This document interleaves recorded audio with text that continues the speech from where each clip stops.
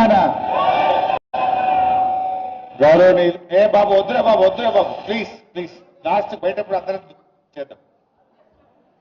గౌరవనీయులు సభాధ్యక్షత వహిస్తున్న మన మెదక్ జిల్లా బీఆర్ఎస్ పార్టీ అధ్యక్షురాలు శ్రీమతి పద్మా దేవేందర్ రెడ్డి గారు, ఈ కార్యక్రమానికి ఇచ్చేసినటువంటి మాజీ మంత్రివర్యులు నర్సాపూర్ శాసనసభ్యురాలు శ్రీమతి సునీత లక్ష్మారెడ్డి గారు, మన మెదక్ మున్సిపల్ ఎన్నికలకు ఇన్ఛార్జిగా విచ్చేసినటువంటి సీనియర్ నాయకులు శాసన మండలి సభ్యులు పెద్దలు ఫారూక్ హుసేన్ గారు, మన మాజీ శాసన మండలి సభ్యులు పార్టీ సీనియర్ నాయకులు షేక్ సుభాష్ రెడ్డి గారు, గౌరవనీయులు సీనియర్ నాయకులు కట్టారెడ్డి తిరుపతి రెడ్డి గారు, నాగేంద్రన్న గారు, అదేవిధంగా సోములు గారు, మా సీనియర్ నాయకులు పెద్దలు గౌరవనీయులు బట్టి జగపతన్న గారు, మరి జితేందర్ గౌడ్ గారు, అశోక్ గౌడ్ గారు, మల్లికార్జున్ గౌడ్ గారు, కృష్ణారెడ్డి గారు, ప్రభురెడ్డి గారు, జీవన్ గారు, సోములు గారు, ఆంజనేయులు పార్టీ సీనియర్ నాయకులు మాజీ జెడ్పీటీసీ ఆంజనేయులు గారు, సోహెల్ గారు, ఫాజిల్ గారు, జుబైర్ గారు, మరి ఈరోజు పార్టీలో చేరుతున్నటువంటి సావిత్రి శ్రీనివాస్ గౌడ్ గారు, సురేందర్ గౌడ్ గారు, పార్టీ సీనియర్ నాయకులు, మరి గతంలో కాంగ్రెస్ లో మున్సిపల్ చైర్మన్ గా వివిధ హోదాల్లో పనిచేసినటువంటి చాలా సీనియర్ నాయకులు, వారు ఈరోజు బీఆర్ఎస్ పార్టీలో చేరడం చాలా సంతోషం. వారితో పాటు పార్టీలో చేరుతున్న వారందరికీ, ఈ కార్యక్రమంలో పాల్గొంటున్న బీఆర్ఎస్ కుటుంబ సభ్యులకు, మీడియా మిత్రులకు అందరికీ పేరు పేరున నమస్కారం తెలియజేస్తా ఉన్నా. మీ అందరి ఉత్సాహం ఊపు చూస్తా ఉంటే బీఆర్ఎస్ తప్పకుండా విజయం సాధించి తీరుతుంది అనేటువంటి నమ్మకం నాకు కలుగుతా ఉంది. బీఆర్ఎస్ ఇలా మెదక్ జిల్లాను కేసీఆర్ గారు వారి నాయకత్వంలో ఎంతో అద్భుతంగా అభివృద్ధి చేసింది. మెదక్ జిల్లా అనే ఒక దశాబ్దాల కలను నిజం చేసిందే బీఆర్ఎస్ పార్టీ. ఇందిరాగాంధీ నుంచి 30-40 ఏళ్లు కాంగ్రెస్ పార్టీ ఊరించి ఉసురు అనిపించింది. కానీ కేసీఆర్ గారు మెదక్ను జిల్లా చేస్తానని మాట ఇచ్చిండు. మెదక్ జిల్లా చేసి చూపిండి అలా కేసీఆర్ గారు.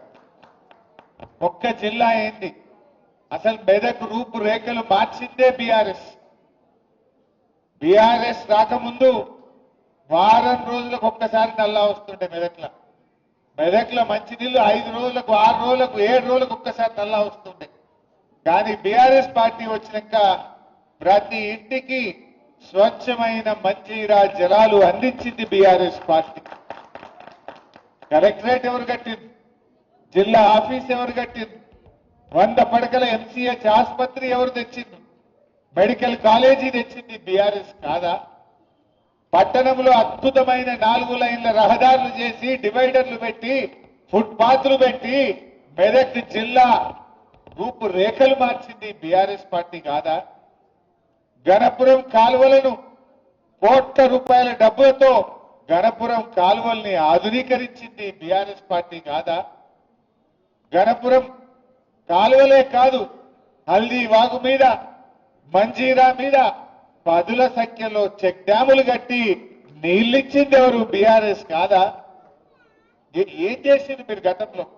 జిల్లా చేయకపోతే, చెక్ డ్యామ్ కట్టకపోతే, హల్దీ మీద కాలువల్ని ఆధునీకరించకపోతే, మంచి నీళ్లు ఇవ్వకపోతే, రైతులకు కరెంట్ ఇవ్వకపోతే, ఇవన్నీ చేసింది బీఆర్ఎస్ కదా.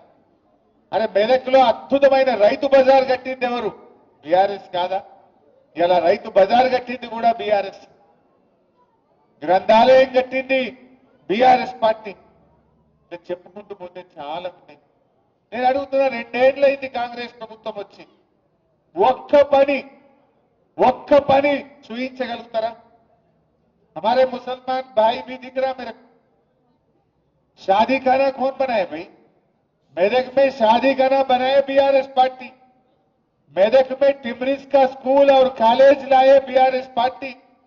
इमाम मौजूम साहब लोगों को तनख्वाह दिए, उन लोगों को डबल बेडरूम घर दिया बीआरएस पार्टी। क्या नहीं करे बीआरएस? अपना खबरस्तान के लिए 2 करोड़ रुपया देके काम करवाया बीआरएस पार्टी। अपने दरगाह मस्जिदों के लिए पैसे दिया बीआरएस पार्टी। 2 साल में कांग्रेस पार्टी कुछ करा माइनॉरिटीज के लिए? 4,000 करोड़ बजट देते बोले, वो भी नहीं दिया। इमाम मौजूम साहब का तनख्वाह बढ़ाते बोले, वो भी नहीं करा। 1 रुपया भी आज तक इमाम मौजूम साहब को नहीं मिला। मुसलमानों को एक छोटा भी काम ये मेदक में 2 साल में नहीं हुआ। मैं पूछना चाहता हूं, मेदक में कुछ कारोबारी हुआ? कुछ काम बना? कुछ कॉलेज ही आया? कुछ गली में रोड बनाया? जो कुछ भी आज है ये बीआरएस ने कर चुका है। మన పార్టీ చేసిందే తప్ప ఏమైనా జరిగిందా? మంచి నీళ్లు ఇచ్చింది బీఆర్ఎస్, జిల్లా ఇచ్చింది బీఆర్ఎస్, రైలు తెచ్చింది ఎవరు? బీఆర్ఎస్ పార్టీ తెచ్చింది కదా. ఆ రైలుకు భూసేకరణ చేయించింది, ఆ రైలు రావడానికి రాష్ట్ర ప్రభుత్వం వాటా కట్టింది, రైల్వే అధికారులతో మాట్లాడి మెదక్ ప్రజల కళ రైలును నిజం చేసింది బీఆర్ఎస్. అరే 2 మహిళా రెసిడెన్షియల్ డిగ్రీ కాలేజీలు తెచ్చినాం. ఎస్టీ మహిళా రెసిడెన్షియల్ డిగ్రీ కాలేజ్, బీసీ మహిళా రెసిడెన్షియల్ డిగ్రీ కాలేజ్ కూడా మెదక్లో తెచ్చాం. ఏం తేందేమున్నది? ఎన్నో అభివృద్ధి కార్యక్రమాలు జరిగినాయి. మరి 2 ఏళ్లలో అసలు జరిగిందేమనుందా? మా కృష్ణారెడ్డి చూస్తుండు, మార్కెట్ కమిటీల గోడౌన్లు కట్టింది, మార్కెట్ కమిటీని ఆధునీకరించింది కూడా ఆయన చైర్మన్ ఉన్నప్పుడే చేసినాం. ఇలా చెప్పుకుంటూ పోతే ఎన్నో పనులున్నాయి. ఈ 2 ఏళ్లలో ఒక పని ఉన్నదా తప్పి? ఒక్క పని ఇవాళ నాకు గుర్తొస్తుంది, మా మల్లికార్జున్ కనబడుతుంది. 2015లో మల్లికార్జున్ చైర్మన్ ఉన్నప్పుడు 2 స్కాచ్ అవార్డులు ఈ మెదక్కు వచ్చినాయి. బీఆర్ఎస్ మున్సిపల్ చైర్మన్ ఉన్నప్పుడు 2 స్కాచ్ అవార్డులు కూడా మెదక్ మున్సిపాలిటీకి కూడా ఆ రోజుల్లో బీఆర్ఎస్ హయాంలోనే వచ్చినాయి తప్ప ఈ కాంగ్రెస్ చేసింది ఏం లేదు. కాంగ్రెస్ కాలంలో ఒకటే పేరు మెదక్ మషూర్, గాడిదలకు మషూర్ చేసింది. ఏమన్నా చేసిరా వీళ్ళు? మీ హయాంలో ఏమన్నా మషూర్ అయిందంటే గాడిదలకు మషూర్ చేసింది. కానీ ఇలా బీఆర్ఎస్ వచ్చినాక జిల్లా చేసింది, కలెక్టరేట్ కట్టింది, ఎస్పీ కార్యాలయం కట్టింది, మెడికల్ కాలేజ్ తెచ్చింది, రెసిడెన్షియల్ మహిళా డిగ్రీ కాలేజీలు తెచ్చింది, టిమ్రిస్ స్కూల్ తెచ్చింది, టిమ్రిస్ కాలేజ్ తెచ్చింది, 4 లైన్ రోడ్లు చేసింది, మంచినీళ్లు తెచ్చింది, రైలు తెచ్చింది, మెడికల్. ఎన్ని చెప్పాలి? ఇట్లా చెప్పాలి. ఇన్ని చేసిన బీఆర్ఎస్ పార్టీ. అరే రామాయణపేట ఆర్టీఓ ఆఫీస్ కావాలని ఎన్నో ఏండ్ల కోరిక.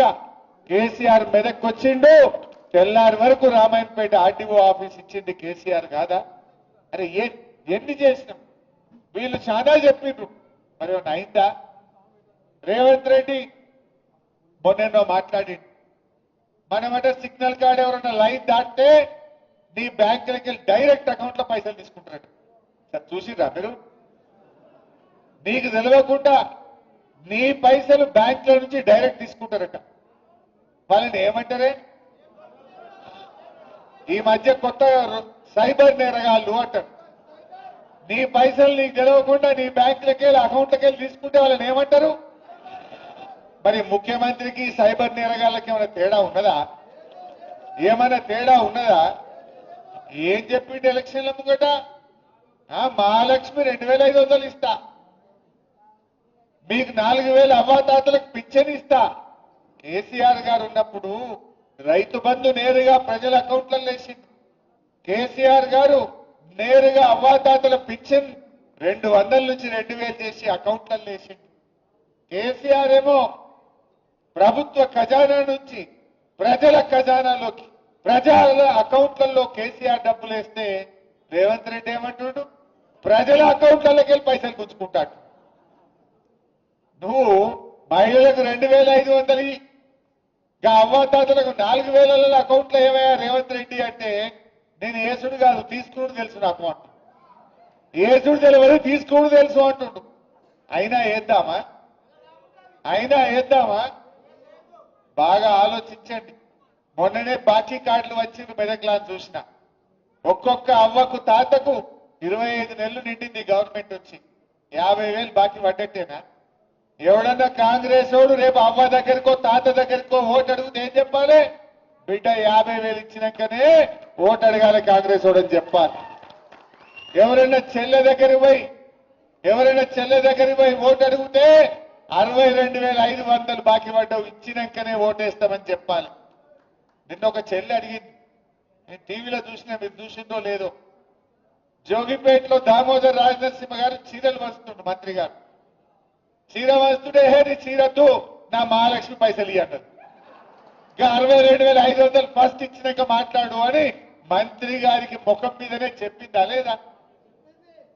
మొన్న ఒక మంత్రి గారు వివేక్ గారు చెన్నూరులో తిరుగుతుంటే ఈ రోడ్ ఎట్లున్నది, బుగ్గలు లేవు, ఏం సంగతి అని ప్రజలు చెన్నూరులో మంత్రి గారి మీద తిరగబడ్డారు. బట్టి విక్రమార్క ఉప ముఖ్యమంత్రి గారి మీద మదిరల మహాలక్ష్మి సంగతి ఏంటి చెప్పు అని మదిరలో ప్రజలు ఆయన మీద ఉప ముఖ్యమంత్రి గారి మీద తిరగబడ్డారు. ఇవాళ పొద్దుగాల ఇంకో మంత్రి పొన్నం ప్రభాకర్ హైదరాబాద్ లో తిరుగుతుంటే జనం పొన్నం ప్రభాకర్ ను నిలదీసినటువంటి పరిస్థితి. కాంగ్రెస్ పరిస్థితి ఏంటి? మంత్రులను ఉప ముఖ్యమంత్రిని ఎక్కడికక్కడ ప్రజలు నిలదీస్తున్నటువంటి పరిస్థితి ఉంది. ఓపిక పట్టిండ్రు, 1 సాల్ 2 సాల్ 2 ఏళ్ళు ఓపిక పట్టిండ్రు. ఇప్పుడు నిలదీసే పరిస్థితి మనం చూస్తా ఉన్నాం. అంటే ఇక ప్రజలు నిలదీస్తున్నారని డైవర్షన్ టాక్టిక్స్. నిన్న నాకు సిట్ నోటీస్ ఇచ్చిండు, ఇంకా ఇయాల్లో రేపు కేటీఆర్ ఇస్తాడు. గంతే కదా నువ్వు ఇచ్చేది, వచ్చిందా? గంతే చేస్తాడు. ఎందుకంటే కేటీఆర్ గారు ఒకవైపు గట్టిగా నిలదీస్తుండు, ఇంకొక వైపు నేను అడుగుతా ఉన్నా, సమాధానాలు లేవు. నీ బొగ్గు కుంభకోణంలో నీ బామ్మర్దికే నువ్వు సాయం చేసినావు, నీ సంగతి ఏంటంటే దాని మీద సమాధానం లేదు. సిట్ నోటీసులు పంపుతుండే ఇక ప్రేమలేఖలు. భయపడతాం అనుకుంటున్నావా? నువ్వు ఎన్ని నోటీసులు ఇచ్చినా బిడ్డ నిన్ను ప్రశ్నిస్తూనే ఉంటాం. మహాలక్ష్మి ఇచ్చేదాకా అడుగుతాం, రైతు రుణమాఫీ అయ్యేదాకా అడుగుతాం, నువ్వు అవ్వాతాతలకు 4,000 ఇచ్చేదాకా అడుగుతాం, నువ్వు తులం బంగారం ఇచ్చేదాకా అడుగుతూనే ఉంటాం. పిల్లలకు ఎస్సీ ఎస్టీ బీసీలకు ఫీజు రియంబర్స్మెంట్ డబ్బులు ఇచ్చేదాకా రేవంత్ రెడ్డి వెంట పడుతూనే ఉంటాం. నువ్వు ఎన్ని నోటీసులు ఇచ్చినా, నువ్వు ఎన్ని అటెన్షన్ డైవర్షన్లు చేసినా నీ వెంటనే పడతాం. ఏందన్నట్టు మనం మున్సిపల్ ఎన్నికల్లో పనిచేసుకోవద్దు, ఇక ఈ సిట్ నోటీసులు ఇచ్చి దారి చుట్టే తిరగాలి. నీ బామ్మరిది బొగ్గు కుంభకోణం బయటకు రావద్దు, ఈ సిట్ నోటీసుల మీద డైవర్షన్ పాలిటిక్స్ చేయాలి. నడవ ఈ డ్రామాలు. జనంకి అన్ని అర్థమైపోయినాయి. నువ్వు ప్రజల్ని మోసం చేసినావు, పైసలు లేవని ఒక దిక్కంటాడు, ప్రత్యేక విమానాలల్లా విదేశాలు తిరుగుతున్నాడు, ఢిల్లీ తిరుగుతున్నాడు. ఈయన ఫుట్బాల్ ఆడడానికి స్టేడియంలు కట్టుకుంటున్నాడు. ఈయన ఫుట్బాల్ ఆడడానికి సింగరేణి నుంచి 10 కోట్ల రూపాయలు తెచ్చుకొని ఈయన ఫుట్బాల్ షోకులు నెరవేర్చుకుంటుండు. మొన్న 100 కోట్లు ఖర్చు పెట్టిండు ఫుట్బాల్ మీద. 100 కోట్లతో 10 స్కూళ్లు కట్టకపోదుమా? పైసలు లేవంటావు, నీ ఫుట్బాల్ కోసం 100 కోట్ల రూపాయలు ఖర్చు పెట్టవా రేవంత్ రెడ్డి? నీ షోకుల కోసం ఖర్చు పెట్టవా రేవంత్ రెడ్డి? మనం చూస్తలేమా? నిన్న మొన్న వాటాల పంచాయతీ పడి మంత్రులే ఇవాళ కొట్లాడుకుంటున్నారు, వాటాల కోసం రోడ్డు మీద పడతా ఉన్నారు. ఇవాళ అన్ని విషయాలు కూడా ప్రజలకు అర్థమైపోతా ఉన్నాయి. మీరు మెదక్లు నేను అడుగుతా ఉన్నా, వెనకడ కాంగ్రెస్ గవర్నమెంట్ ఉంటే గణపురం నీళ్లు వదలాలంటే జీబులు కట్టుకుని హైదరాబాద్ పోవాలి, హ్యూమన్ రైట్స్ కమిషన్ల కేసులు వేయాలి. 10 ఏళ్ల బీఆర్ఎస్ గవర్నమెంట్ లో గడప బయట కాలు పెట్టకుండా నీళ్లు వచ్చినాయా లేవా? ఒక్క ఫోన్ కొట్టి పద్మక్క నీళ్లు అంటే ఆడ గేట్లు ఎత్తుడైనా. గడప బయట కాలు పెట్టకుండా 10 ఏళ్లు గణపురం ఆనకట్టకు నీళ్లు ఇచ్చింది బీఆర్ఎస్. కాంగ్రెస్ వచ్చింది, యాసంగి పంటకు నీళ్లు బంద్ అయినాయి. ఉన్నాయా ఈ యాసంగికి నీళ్లు? ఈ యాసంగి ఎండబెట్టేసి క్రాప్ హాలిడే ప్రకటించిండు. యాసంగి రైతు బంధు ఇప్పటిదాకా వాళ్ళే. కేసీఆర్ ఏమో నాట్లకు రైతు బంధు ఇచ్చిండు, రేవంత్ రెడ్డి ఓట్లకు రైతు బంధు ఇస్తుంది. ఇప్పుడు ఎందుకంటే మొన్న సర్పంచ్ ఎన్నికలు ఉన్నాయని ఓట్లకు పైసలు వేసిండు. ఇప్పుడు ఊర్లలో ఓట్లు లేవు కదా, ఊర్లలో బంద్ పెట్టండి, ఇప్పుడు టౌన్లో సీరియల్ వస్తుంది. ఆయనకే తెలివి ఉందనుకుంటుండు. ప్రజలు నీకంటే తెలివైన వాళ్ళు రేవంత్ రెడ్డి, తెలివి నీకే లేదు. ప్రజలకు నీకంటే తెలివితేటలు ఎక్కువ ఉన్నాయి. ఆ ప్రజలు నీ గుణపాఠం చెప్పడానికి సిద్ధంగా ఉన్నారు అని మనం చేస్తా ఉన్నా. బాగా ఆలోచించండి.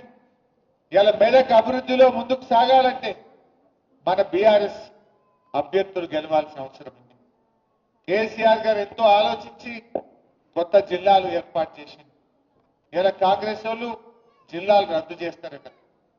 మెదక్లో ఎవరైనా కాంగ్రెస్ పార్టీకి ఓటేయడం అంటే మన జిల్లాను మనం వద్దనుకోవడమే. మన జిల్లా రద్దు చేస్తానన్న రేవంత్ రెడ్డికి ఓటేయడం అంటే మన ఏళ్ళతో మన కన్ను పొడుచుకోవడమే. మెదక్ జిల్లా ఉండాలనా పోవాలా? ఉండాలా పోవాలా? ఉండాలంటే కారు కోటేయాలి, కాంగ్రెస్ చిత్తు చిత్తుగా ఓడగొట్టాలి. గప్పుడు మన జిల్లాల తెరువు రాడు.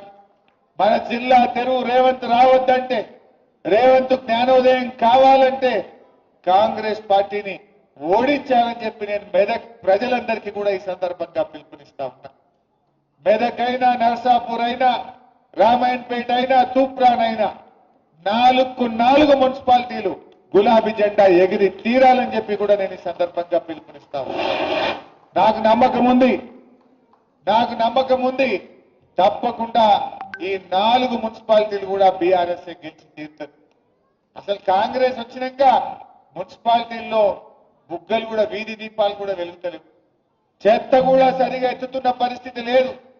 కొత్తగా రోడ్ వేసిన పరిస్థితి లేదు. మొత్తం పారిశుద్ధ్యం లోపించింది. ప్రజలు డయేరియా, అంటురోగాలు, విష జ్వరాల బారిన పడి ఇలా నానా ఇబ్బందులు పడుతున్నటువంటి పరిస్థితి ఉన్నది. ఇంకా గొప్పతనం ఏంటంటే దీనికి మున్సిపల్ మంత్రి రేవంత్ రెడ్డి. ఆయన శాఖలోనే ఇంత దారుణమైనటువంటి పరిస్థితులు ఇవాళ ఈ రాష్ట్రంలో నెలకొన్నటువంటి పరిస్థితి ఉన్నది. నేను మీ అందరినీ కూడా కోరేది ఒక్కటే, దయచేసి అందరూ కలిసిమెలిసి పనిచేయండి. పార్టీలో కార్యకర్తలు మెరిట్ ప్రకారం మా ఫారూక్ హుస్సేన్ సాబ్ ఆయన పార్టీ మనిషి, ఎవరి ముఖం చూడడు. జో జీతా ఉनको టికెట్ మిల్తా. వేరే వాళ్ళు దయచేసి నేను కోరేది ఒక్కటే, ఎవరైనా రాకపోతే కాపాడుకుంటాం. 2 ఏళ్ల తర్వాత వచ్చేది బీఆర్ఎస్ గవర్నమెంటే. తప్పకుండా మార్కెట్ కమిటీలు ఉంటాయి, ఎన్నో అవకాశాలు ఉంటాయి, గ్రంథాలయ సంస్థ డైరెక్టర్లు ఉంటాయి. ఆ కార్యకర్తలను కూడా కాపాడుకుంటాం. సహకరించండి. మనం జెండా ఎగరేయడం మనకు ముఖ్యం, గులాబీ జెండా ఎగరడం మనకు ముఖ్యం. ఎక్కడనైనా ఏదైనా రాకపోతే కూడా బాధపడద్దు, పార్టీ మిమ్మల్ని కాపాడుకుంటుంది. వాళ్ళు కూర్చున్నారు ఎదుటి, వాళ్ళ క్యాండిడేట్లు దొరుకుతలేరు. వాళ్ళకు బీఆర్ఎస్ వాళ్ళు టికెట్లు ఇచ్చినాక మేము ఇస్తామంటున్నట. వీళ్ళు ఎవడన్నా రానోడో, అలిగినోడో, గులిగినోడు ఉంటే ఎత్తుకపోదామని చుట్టూ పోతారా? బీఆర్ఎస్ బిడ్డలు పోరు. బీఆర్ఎస్ బిడ్డలు వస్తే దల్లాటరు, రాకుండా గెలుపు కోసం కృషి చేస్తారు. రాని వాళ్ళను కాపాడుకుంటాం, వచ్చిన వాళ్ళను గౌరవించుకుంటాం. ఎవరు కూడా తొందర పడద్దు దయచేసి. భవిష్యత్తు మనదే. అయిపోయింది అది జారుడు బండ. కాంగ్రెస్ పని జారుడు బండ మీద పడ్డట్టే. మంత్రులే నిలదీస్తుంటే ఎవరు కాడా ఊరు ఏడ పోతాడ మంత్రుల్ని నిలదీస్తుంటే ఉన్నది. మంత్రులు బయటకు వెళ్ళాలంటే పోలీసు వాళ్ళు ముంగడ జీబులు 4 ఎన్కరేజ్ పెట్టుకొని వెళ్తున్నారు. వట్టిగా వచ్చే పరిస్థితి లేదు ఈరోజు. అందువల్ల మనం కలిసిమెలిసి పనిచేద్దాం, మంచిగా పోరాడదాం. అందరం కలిసి మరి మన మెదక్ మీద గులాబీ జెండా ఎగరేసుకుందాం. ముఖ్యంగా సురేందర్ గౌడ్ గారు నాతో ఒక్కటే మాట అన్నాడు, అన్న మెదక్ జిల్లా, మెదక్ కిల్లా మీద గులాబీ జెండా ఎగిరేయడం కోసమే నేను బీఆర్ఎస్ లోకి వస్తున్నా. మా జగపతి అన్న, మా మల్లికార్జున్ గౌడ్, కృష్ణారెడ్డి, సురేందర్ గౌడ్, ప్రభురెడ్డి, ఆంజనేయులు, మా సీనియర్ నాయకుడు, వీళ్ళందరూ కలిసి మెదక్లో బయలునాక ఇంకోటి ఎదురుగా మిగులుతాడా? ఇంత మంచి నాయకులు, అనుభవం ఉన్న వాళ్ళు, ఇంత మంచి పేరున్న వాళ్ళు ఒక్క బీఆర్ఎస్ కుందరు తప్ప ఇంకో పార్టీలో ఉన్నారా? మనోళ్ళు చాలా మంచి ధైర్యవంతులు. బాగా చేయండి. మంచిగా ప్రజలకు అందుబాటులో ఉంటూ మన బీఆర్ఎస్ పార్టీ చేసిన పనులను వివరించండి. కాంగ్రెస్ మోసాలను మీ ఫోన్లలో చూపియండి, బాకీ కార్డులు పంచండి. ప్రజలను మరి ఎక్కడికక్కడ కాంగ్రెస్ నాయకులను నిలదీసే విధంగా, ప్రశ్నించే విధంగా ప్రజలను చైతన్యవంతం చేయాలని చెప్పి ఈ సందర్భంగా నేను మీ అందరినీ కూడా కోరుకుంటూ, మరి పార్టీలో చేరడానికి వచ్చిన మిత్రులందరినీ పేరు పేరున స్వాగతం తెలియజేస్తూ జై తెలంగాణ. జై తెలంగాణ. గౌరవ హరీష్ రావు గారికి ధన్యవాదాలు.